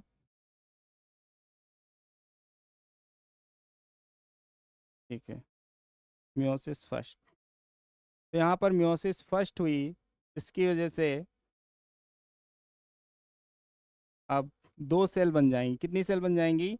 दो सेल बन जाएंगी। एक मिनट देखेंगे बच्चों, यहाँ पर दो सेल बनानी है। कितनी सेल बनानी है? दो सेल बना लेते हैं। मियोसिस फर्स्ट के बाद दो सेल बनती हैं। चलिए पेन चेंज करते हैं। अब ये दो सेल हमारी बन गई। इन दो सेल के बाद जो है मियोसिस सेकंड होगी और मियोसिस सेकंड में दो सेल से फिर दो सेल और बनेंगी। टोटल हमारी फोर सेल बनेंगी। कितनी सेल बनेंगी? फोर सेल बनेंगी। एक ये बनेगी, इससे दो सेल बनेंगी। एक ये बना देते हैं, एक ये बना देते हैं और एक, चलिए फोर सेल बनेंगी। चलिए यहाँ पर लिखते हैं, क्या लिखेंगे? ये मियोसिस फर्स्ट थी। अब बात करेंगे यहाँ पर मियोसिस सेकंड की। तो मियोसिस सेकंड में जो है कितनी सेल बनी? फोर सेल बनी। यहाँ पर देखेंगे तो क्या हुआ? यहाँ पर जो जेनेटिक मटेरियल है ये सिंगल चला गया, यहाँ पर डिवाइड हो गया, हाफ ऑफ क्रोमोसोम हो गए। यहाँ पर भी हाफ हो गए, यहाँ पर भी हाफ हो। समझ में आया बच्चों? तो यहाँ पर देखेंगे कि जो है हमारा जो क्रोमोसोम का नंबर है वो क्या हो गया है? हाफ हो गया है। हैप्लॉइड हो गए हैं। कैसी सेल्स हो गई हैं? हैप्लॉइड सेल्स हो गई हैं। हाफ हाफ क्रोमोसोम का नंबर डिवाइड हो गया है। अगर बात करें तो ये दो तरीके से जो है वो डिवीज़न हो सकता है। एक तो हमारा हो सकता है कि यहाँ पर समझ लेते हैं बच्चों, कैसे समझते हैं? आइए समझते हैं। क्रोमोसोम ले लेते हैं। तो ये क्रोमोसोम है।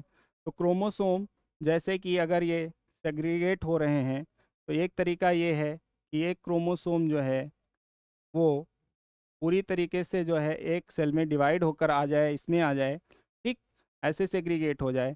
या फिर दूसरा हो सकता है कंडीशन। क्या कंडीशन हो सकती है? कि इनके जो सिस्टर क्रोमेटिड्स हैं, यहाँ पर जो जीन्स हैं वो यहाँ के जीन्स से एक्सचेंज हो जाएं। क्या हो जाएं? एक्सचेंज हो जाएं। बच्चों अब यहाँ पर समझते हैं कि जैसे कि यहाँ पर करेक्टर्स है टॉल वाला और यहाँ पे है डॉर्फ वाला, ठीक। यहाँ पर भी टॉल वाला था, यहाँ पर डॉर्फ वाला था। अब बच्चों यहाँ पर इनके जो है करेक्टर सिस्टर क्रोमेटिड्स ये हैं, ये आपस में जो है जेनेटिक मटेरियल को एक्सचेंज कर लेते हैं। इनको क्या लिखेंगे बच्चों? सिस्टर क्रोमेटिड्स लिखेंगे। क्या लिखेंगे? Sister chromatids. ये सिस्टर क्रोमेटिड्स अब क्या करते हैं? अपना जेनेटिक मटेरियल एक्सचेंज कर लेते हैं। तो अब ये क्या कॉम्बिनेशन बनाएंगे? तो ये कॉम्बिनेशन बना सकते हैं यहाँ पर। तो देखेंगे दोनों क्रोमोसोम बना लेते हैं फिर बताते हैं आपको। तो क्या कंडीशन बना सकते हैं? एक कंडीशन यहाँ पर थी कि ये सेपरेट हो जाएं। यहाँ पर एक कैपिटल टी वाला जो है वो क्रोमोसोम जो है किसी सेल में आ जाए। जैसे कि इसमें मान के चलिए कैपिटल टी आ गया, यहाँ पर जो है स्मॉल टी आ गया। अगर इसकी बात करें तो एक में जो है कैपिटल टी स्मॉल टी दोनों वाला आ गया, स्मॉल टी। अब इस वाली कंडीशन की बात कर रहे हैं कि यहाँ पर जो है वो सिस्टर क्रोमेटिड्स जो है इन्होंने जेनेटिक मटेरियल एक्सचेंज कर लिया है। जेनेटिक मटेरियल जब एक्सचेंज करता है इसको बोलते हैं क्रॉसिंग ओवर। क्या बोलते हैं? क्रॉसिंग ओवर में क्या होता है, जेनेटिक मटेरियल जो सिस्टर क्रोमेटिड्स का है वो एक्सचेंज हो जाता है। तो अब ये कॉम्बिनेशन बन सकता है कैपिटल टी स्मॉल टी वाला, कैपिटल इसमें स्मॉल टी और कैपिटल टी, समझ में आया। तो एक जो है chromosome capital T small T वाला जाएगा, एक कैपिटल टी स्मॉल टी। यहाँ पर जेनेटिक मटेरियल जो है इस सिस्टर क्रोमेटिड्स का इस सिस्टर क्रोमेटिड्स से एक्सचेंज हो गया है, ठीक। तो इन्होंने बोला कि यहाँ पर दो टाइप का कॉम्बिनेशन हो सकता है। एक तो हो सकता है कि आपका जो है जो क्रोमोसोम है वो इंडिपेंडेंटली जो है अलग अलग सेपरेट हो जाए। दूसरा ये हो सकता है कि जब मियोसिस हो रही है एनाफेज, तो एनाफेज में ये क्या कर लें, क्रॉसिंग ओवर, और यहाँ पर जेनेटिक मटेरियल जो है सिस्टर क्रोमेटिड्स का एक्सचेंज कर जाए, तो वहाँ पर ये कंडीशन आ सकती। चलिए बच्चों, तो ये है हमारा क्रोमोसोमल थ्योरी ऑफ इनहेरिटेंस। अगर ये वाली कंडीशन यहाँ पर आती है, क्रॉसिंग ओवर होता है, तो यहाँ से हमें क्या देखने को मिलता है, तो यहाँ पर ये चीज़ देखने को मिलती है इंडिपेंडेंट असॉर्टमेंट। क्या देखने को मिलता है, इंडिपेंडेंट असॉर्टमेंट। तो इन्होंने यहाँ से देखा कि जो मेंडल्स का लॉ है वो बिल्कुल ही एग्जैक्ट करेक्ट है। तो इन्होंने बोला कि मेंडल्स के जो लॉ हैं तीनों के तीनों ही आज तक अप्लाई हैं, और ये तीनों के ही तीनों लॉ सही हैं। तो एक तो कार्ल कोरेंस, दूसरे सुटान बावेरी, ह्यूगो डिब्रीज और सरमैक, इन सब ने जो है मेंडल्स के एक्सपेरिमेंट को एक एक करके प्रूव कर दिया, ठीक है। तो यहाँ पर इंडिपेंडेंट असॉर्टमेंट भी प्रूफ हो गया, और जो है जीन का जो पैरेलल जो है बिहेवियर वो क्रोमोसोम ने शो किया। तो क्रोमोसोम को देखा गया, कब देखा गया, ये माइक्रोस्कोप आने के बाद जो है विजिबल हो पाया, जब माइक्रोस्कोप में सुटॉन एंड बावेरी ने क्या देखा, सेल डिवीजन, ठीक है। तो आई होप आप लोगों को क्रोमोसोमल थ्योरी समझ में आ गई होगी। किसने दिया, तो सुटॉन एंड बावेरी ने दिया। बात करें अगर ड्रोसोफिला मेलानोगास्टर जो है, ये लिया था इन्होंने टी.एच. मॉर्गन ने। किसने लिया था, टी.एच. मॉर्गन ने लिया था। और टी.एच. मॉर्गन ने क्या किया था, ड्रोसोफिला पे एक्सपेरिमेंट किया था, और इसीलिए टी.एच. मॉर्गन को बोला जाता है फादर ऑफ एक्सपेरिमेंटल जेनेटिक्स। क्या बोलते हैं, फादर ऑफ एक्सपेरिमेंटल जेनेटिक्स बोलते हैं। क्यों इन्होंने मेलानोगास्टर को लिया था, सबसे पहले इसका कॉमन नेम क्या है, तो कॉमन नेम है बच्चों फ्रूट फ्लाई।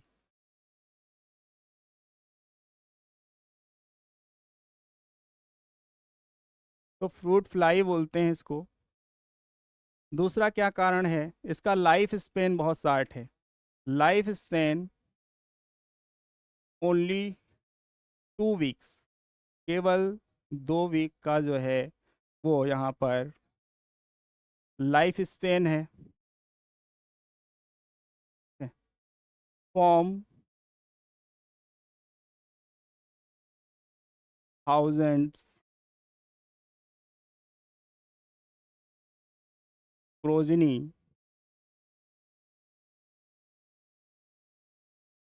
इन F1 जनरेशन। इसी को बोल सकते हैं produce large number of progeny. क्या बोल सकते हैं, produce large number of progeny. अब यहाँ पर बोलेंगे तो देख सकते हैं डोमिनेंट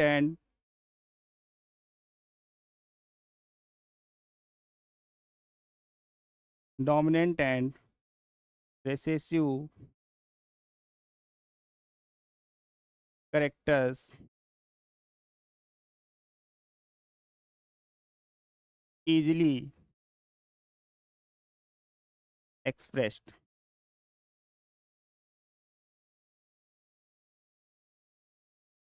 अगर बात करें कि यहाँ पे ड्रोसोफिला में क्रोमोसोम कितने नंबर होते हैं, नंबर ऑफ क्रोमोसोम, तो अगर क्रोमोसोम के नंबर की बात करेंगे तो ड्रोसोफिला जो फ्रूट फ्लाई है उसमें कितने होते हैं, उसमें होते हैं 4 पेयर ऑफ क्रोमोसोम। कितने होते हैं, 4 पेयर ऑफ क्रोमोसोम। 8 क्रोमोसोम होते हैं, 4 पेयर ऑफ क्रोमोसोम, ठीक है बच्चों। तो यहाँ पे ड्रोसोफिला में क्या देखने को मिलता है, इन क्रोमोसोम में दो चीज़ें देखने को मिलती हैं। एक लिंकेज देखने को मिलता है, और लिंकेज कितने टाइप का देखने को मिलता है, तो एक होता है कंप्लीट लिंकेज देखने को मिलता है, दूसरा इनके जीन्स के बीच इनकम्प्लीट लिंकेज देखने को मिलता है। तो इन्होंने जब टी.एच. मॉर्गन ने एक्सपेरिमेंट किया तो यहाँ पर जीन में जो है दो करेक्टर्स को लेके, जो फ्रूट फ्लाई के दो करेक्टर्स थे उनको लिया, और फिर इन्होंने क्या किया, फिर इन्होंने क्रॉस कराया। अब इन्होंने देखा कि जो लॉ ऑफ इंडिपेंडेंट असॉर्टमेंट है उसको भी फॉलो नहीं कर रहे हैं। ठीक है, यहाँ पर देखा इन्होंने कहीं कहीं पे जो जिन्होंने दो करेक्टर लिए, तो इन्होंने देखा कि जैसे कि अगर बात करें एग्जाम्पल की, तो एग्जाम्पल अगर ले लें तो इन्होंने क्या क्या बोला कि जो बॉडी कलर है फ्रूट फ्लाई का, और एक करेक्टर और लेते हैं तो विंग साइज का ले लेते हैं। क्या लेते हैं? विंग साइज का लेते हैं। ठीक, तो इन्होंने बोला कि यहाँ पर रिकॉम्बिनेशन देखने को मिलता है 37.2%। कितना देखने को मिलता है? तो इन्होंने बोला यहाँ पर जो रिकॉम्बिनेशन है वो कितना देखने को मिलता है? रिकॉम्बिनेशन 37.2%। लेकिन इन्होंने जब दूसरा करेक्टर लिया यहाँ पर, तो दूसरा करेक्टर इन्होंने लिया बॉडी कलर, और दूसरा लिया इन्होंने आइज कलर। आइज कलर, तो इन्होंने देखा कि यहाँ पर जो रिकॉम्बिनेशन है वो कितना देखने को मिलता है? 1.3%। तो इन्होंने बोला कि यहाँ पर ये वाला जो है, ये जो यहाँ पर कॉम्बिनेशन है, ये कॉम्बिनेशन हमारा 1.3% है यहाँ पर, यानी कि लिंकेज कंप्लीट लिंकेज है, और यहाँ पर जो है वो लूज यानी कि इनकम्प्लीट लिंकेज देखने को मिलता है। तो ये एक्सपेरिमेंट किया इन्होंने, और इन्होंने लॉ ऑफ इंडिपेंडेंट असॉर्टमेंट के बाद एक नया कॉन्सेप्ट लेके आए, लिंकेज एंड रिकॉम्बिनेशन। तो उसी को यहाँ पर पढ़ेंगे कि लिंकेज और रिकॉम्बिनेशन क्या है। तो देखेंगे कि लिंकेज और रिकॉम्बिनेशन क्या है। सबसे पहले हम लिंकेज को समझते हैं। बात करते हैं लिंकेज की, तो केवल लिंकेज यहाँ पर देखेंगे। तो लिंकेज क्या होता है? तो physical association of genes, physical association of genes on a chromosome is called linkage. अब बात करेंगे लिंकेज की, तो linkage are two types. Linkage are two types, दो टाइप का लिंकेज है। अगर बात करेंगे फर्स्ट लिंकेज, तो उसको बोलते हैं कंप्लीट लिंकेज। जब हमने बता दिया कि यहाँ पर क्या है, पहले समझ लेते हैं कि ये जो फिजिकल एसोसिएशन क्या है। अब मानते हैं ये क्रोमोसोम है, तो क्रोमोसोम के ऊपर जो है यहाँ पर दो जीन्स हैं। क्या हैं? दो जीन्स, जैसे कि कैपिटल टी है और स्मॉल टी है।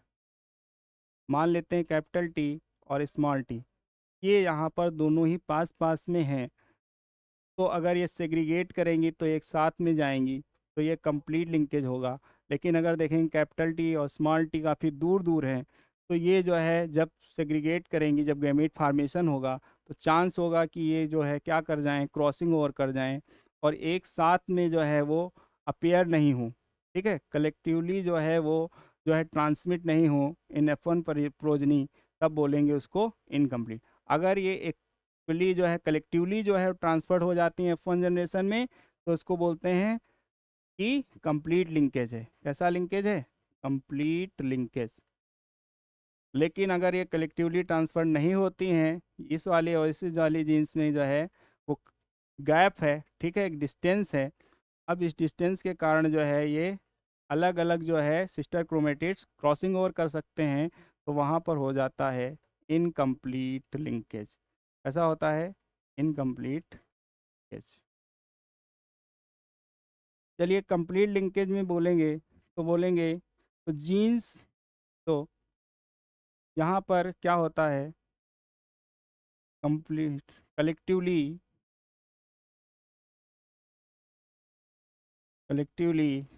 जीन्स आर ट्रांसफर्ड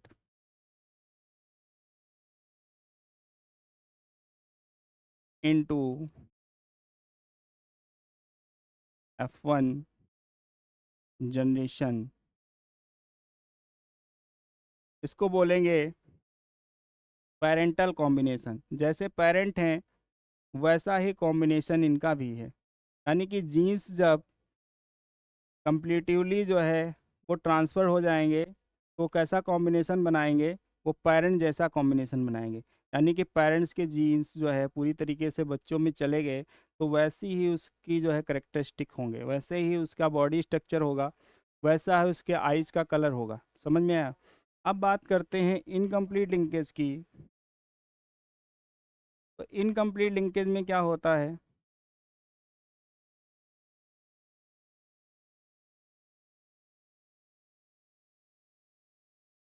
इसमें इनकम्प्लीट लिंकेज में ये होता है genes are,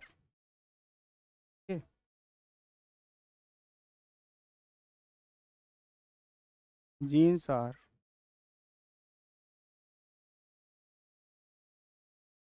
completely not transfer to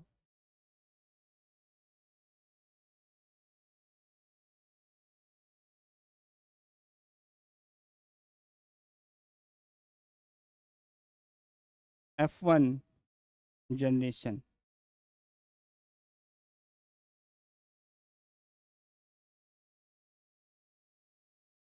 तो इसको बोलते हैं इनकम्प्लीट लिंकेज। इनकम्प्लीट लिंकेज में क्या होता है, जीन्स जो है वो कम्प्लीटली ट्रांसफ़र नहीं होते हैं ड्यू टू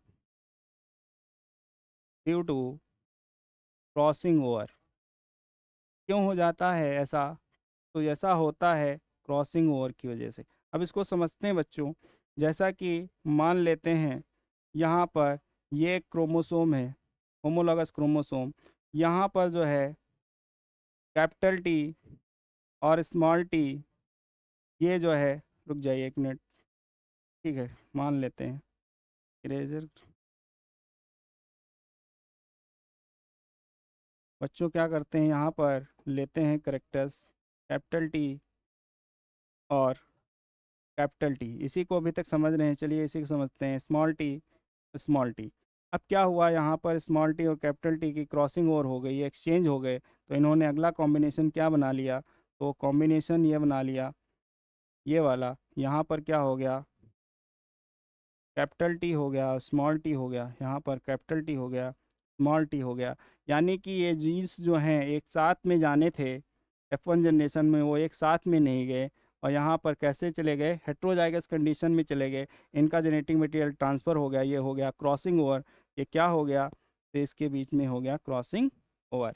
इसकी वजह से जो है वो जीन्स जो हैं वो एक साथ में लिंक नहीं रह पाए। जैसे कि दो दोस्त होते हैं, ठीक है, अगर आप क्लोजली फ्रेंड हैं, एक साथ में दोनों फ्रेंड्स हैं, यानी कि पास पास में हैं, तो आपको अलग नहीं किया जा सकता है, तो यानी आप कंप्लीट लिंकेज दिखाते हैं।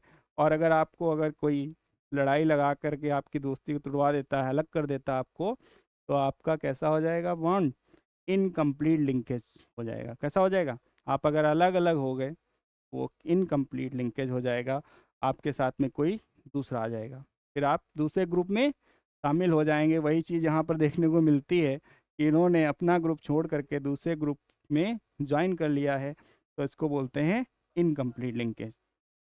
तो बच्चों अब नेक्स्ट हमारा जो टॉपिक है वो है पॉलीजेनिक इनहेरिटेंस। आज जो है पॉलीजेनिक इनहेरिटेंस पढ़ेंगे और फिर से इस लेक्चर को यहीं पे वाइंड अप करेंगे। तो बच्चों पॉलीजेनिक इनहेरिटेंस क्या है, तो यहाँ पर देख रहे हैं कि जैसा नेम में लिखा हुआ है कि पॉलीजेनिक इनहेरिटेंस यानी कि बहुत सारी जीन्स मिलके जो है क्या करती हैं, एक ही करेक्टर्स को शो करती हैं। तो many genes are involved in expression of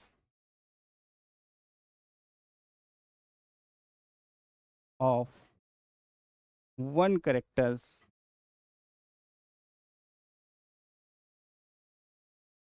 ठीक है, बहुत सारी जीन्स केवल एक करेक्टर को बनाएंगी, उसको बोलते हैं पॉलीजेनिक इनहेरिटेंस। बच्चों अगर एग्जाम्पल की बात करें तो यहाँ पर दो एग्जाम्पल देख सकते हैं। एक एग्जाम्पल है कर्नेल कलर ऑफ व्हीट। जैसे कि अगर हम बात करें कर्नेल कलर की तो यहाँ पर देख सकते हैं एक होता है वी और यहाँ पे सी। ठीक, तो ये होता है रेड कलर का कर्नेल होता है। कैसा होता है? रेड होता है। अगर दूसरे की बात करें यहाँ पे तो दूसरा ये डोमिनेंट है।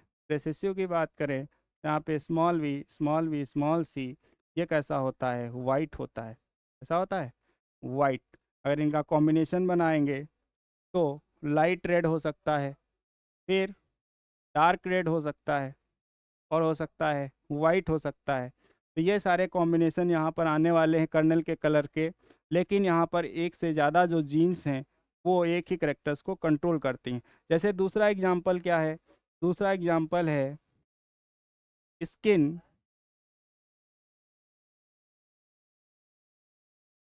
स्किन कलर ऑफ दी, ऐसे लिखेंगे, या फिर बोल सकते हैं ह्यूमंस स्किन कलर। चलिए लिखते हैं, दोनों तरीके से लिख सकते हैं इसको। Skin colour of the humans.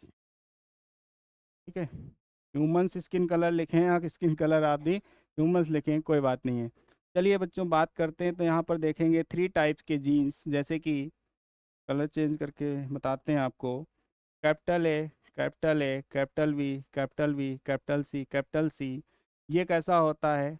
ये नेग्रो ब्लैक होता है। कैसा होता है स्किन कलर? Negro black. यहाँ पर तीन जो है वो जीन एक कलर को बना रही हैं, नेग्रो ब्लैक। जो ब्लैक कलर का स्किन होता है उसमें तीन जीन्स इन्वॉल्व होते हैं। कितने जीन्स? तीन।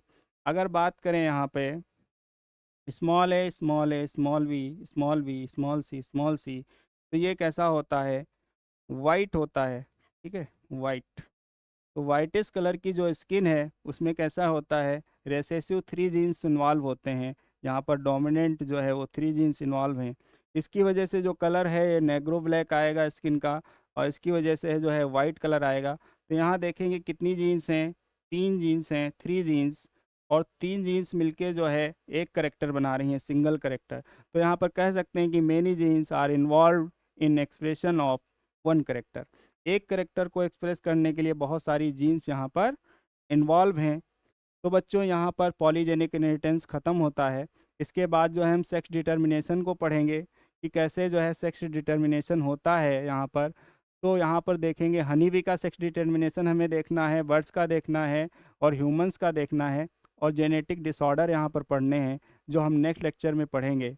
तो इन्फेंटिव बच्चों, आज जो है हमें लगता है कि आप लोगों का ये जो चैप्टर है लगभग लगभग कंप्लीट होने वाला है। आप लोग नोट्स हमारे साथ बनाते चल रहे होंगे, आप लोगों को बहुत ही अच्छा लग रहा होगा। तो आपका जो सजेशन है वो आप अपना कमेंट्स में लिख के भेज सकते हैं कि यहाँ पर आपके कुछ टॉपिक्स क्लियर हो रहे हैं। अगर कोई डाउट है तो आप पूछ सकते हैं। ठीक है बच्चों, तो ऐसे ही मेहनत करते रहिए, लगे रहिए हमारे साथ में, हम आपके साथ में बिल्कुल मेहनत करते हुए लगे रहेंगे। तो जैसा कि इस बैच का नाम है इन्फिनिटी बैच, तो आपको जो है बिल्कुल जैसे कि जीरो से शुरुआत करते हुए हम आगे बढ़ रहे हैं, तो इतना नॉलेज गेन करना है कि आपके पास इन्फिनिटी नॉलेज हो। जिस भी टॉपिक को पढ़ रहे हैं उसके बारे में इतना नॉलेज हो कि अगर कोई कुछ भी पूछे तो उसे हम बहुत ही अच्छे से बता सकें। तो ठीक है, लगे रहिए इन्फिनिटी बैच के बच्चों, आपके साथ में हम जुड़े रहेंगे। चलिए फिर मिलते हैं कल नेक्स्ट लेक्चर में, तब तक के लिए जय हिंद, धन्यवाद।